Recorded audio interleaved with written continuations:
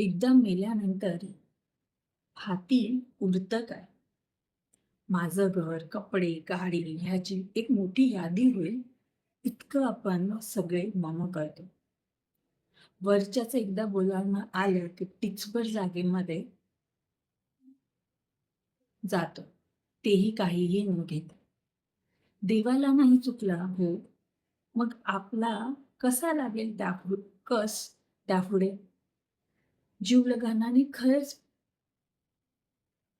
प्रेम करणाऱ्यांना थोडा त्रास होतो. पण हळू आयुष्याची गाडी रुळावर येऊ लागते. माणूस गेला तरी त्याचे सत्कर्म, चांगले कर्म आपली छाप पाडून जातात. बरं, असं सगळ्यांसाठी काय आहे? कारण माणसं तितक्या प्रवृत्ती याच अपवाद नाही. वेळ ही सगळ्या जखमांसाठी रामबाण होता.